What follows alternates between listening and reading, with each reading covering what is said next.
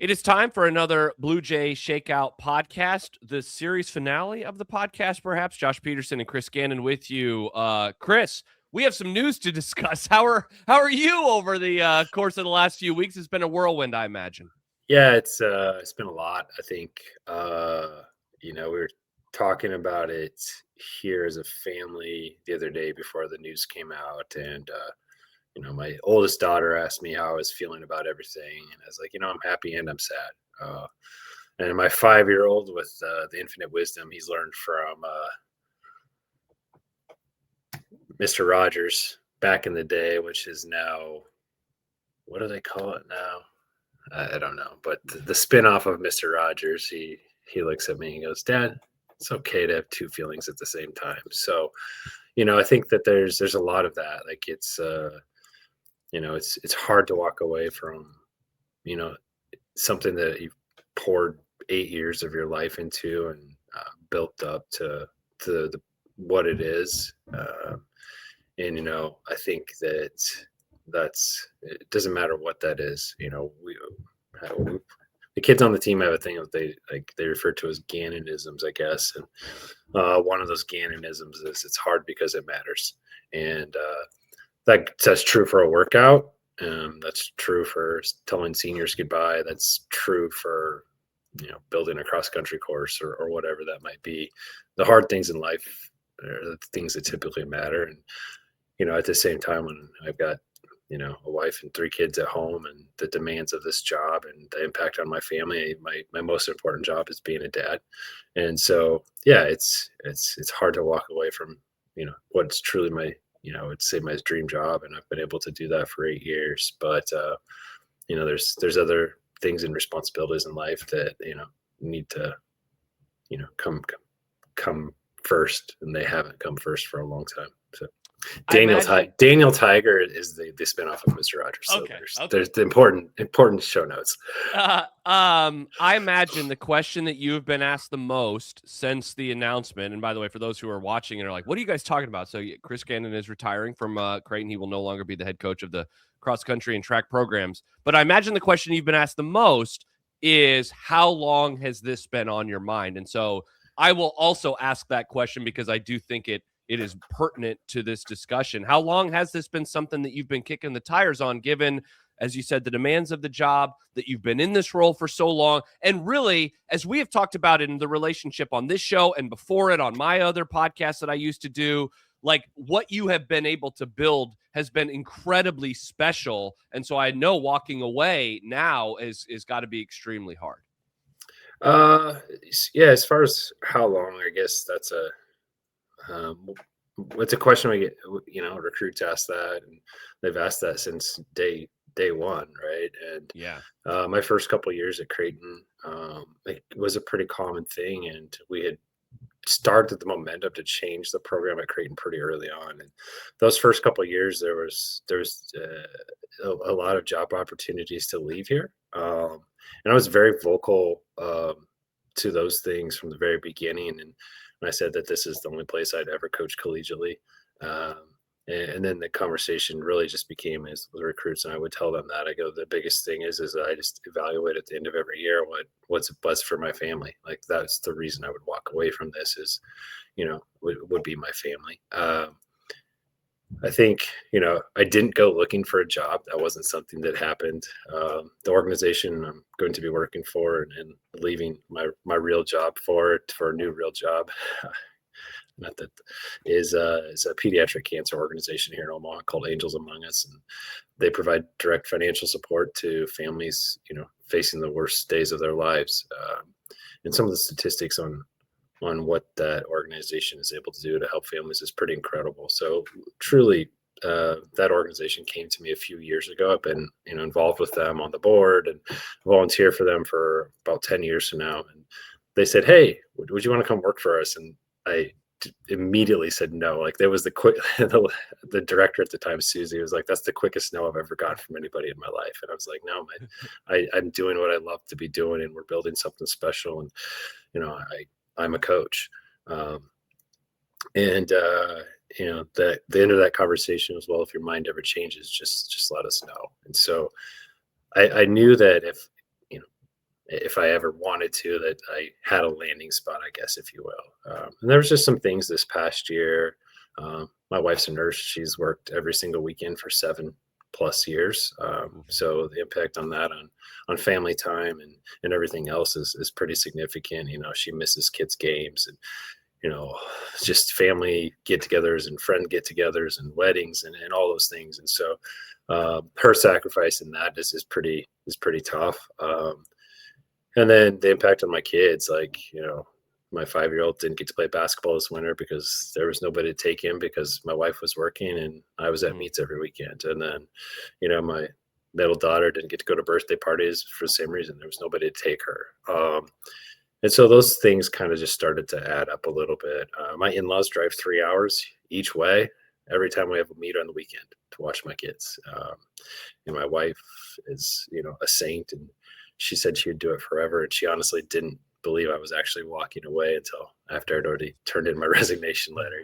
We actually went for a family walk that night, and she looked at me. She goes, "Are you really doing this?" And she's like, she goes, "I would work weekends forever." She's like, "I know that you love this," and I do. And but I need to be a dad, and I need to, that's my most important job. And the hope is that we're working on things with the administration, and that I'll still be able to be around and still be able to coach and continue to be part of what we've built. So anytime, Chris, a coach leaves college, there is this question that is asked of them about, like, how much of this is because of the modern trappings of the sport. We're recording this the week that Dusty May unexpectedly, to some and maybe expectedly to others, left Michigan to go into the NBA and join the Dallas Mavericks. And I know the immediate reaction was, yeah, because he doesn't want to deal with the trappings of college anymore. Did that, or how much did that play a part in your decision? I don't think so. Not for us at Creighton and my sport at Creighton. I think if you're men's basketball or volleyball or women's basketball or baseball, softball, it probably plays a bigger role. If you're a track program at a SEC or Big Ten school, I think that might play a different role.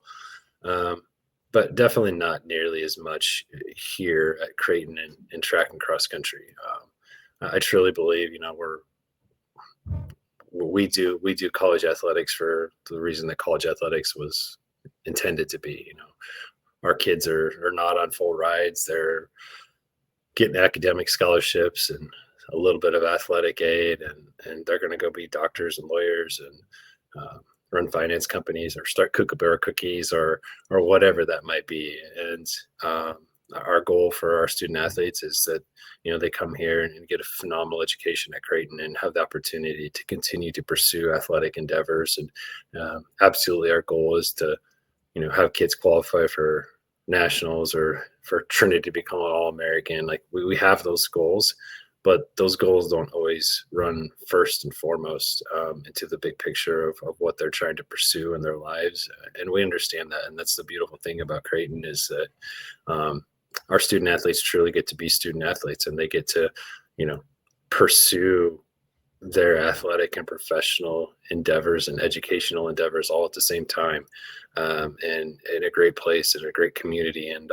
that's the thing that I've always loved about Creighton is that we get to care about people as people. And that's the special thing that makes Creighton who it is. I imagine it's incredibly hard to put 8 years into perspective over the course of just a few minutes. But I mean, you talk about leaving a place better than you found it. I mean, you've been able to do that, or you are doing that right now at an incredibly high level. I wonder if you could speak on that, just given what you walked into, what there was and what there wasn't. And now, we're what, a few months removed from hosting the cross country championships. You just were in Eugene a couple of weeks ago watching an All-American now long jumper who wasn't even jumping anymore a couple of months ago. I mean, to start where you did and to finish where you did, I mean, it has to just be incredibly gratifying for you. Yeah, I think that that's just, it's just a lot of who I am. I give my oldest child a bad time. By the time I was her age, I was working on a farm and, just grinding. And that's just very much ingrained in who I am as a person and how I was brought up. That, like you said, leave it better than you found it. doesn't matter, what we're doing or what I'm doing, if I'm mowing the yard or whatever, right? Like those lines are going to be straight, right? Like, I think that's something I learned from my dad is that, you're here, and whatever you're spending the time doing, you're going to be doing it. And so do it to the best of your ability. Um, and so that was part of it when I got here.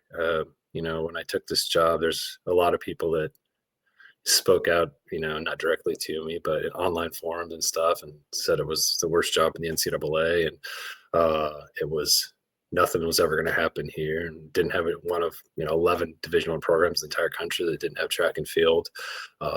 No funding, no resources, all these things, all the reasons to not take the job, and I really took all those things as just the reason to prove everybody wrong, or to have a chip on my shoulder, to motivate me to do something that nobody ever expected or thought possible. And none of that happens without, first and foremost, Fairs and the administration that's been supportive of us along the way.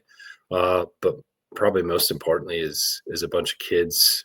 The first group that was still in that room when I walked in. There's only 5 guys and 5 women left on the team when I took over in February of 18. And now we have a roster of 52 this fall.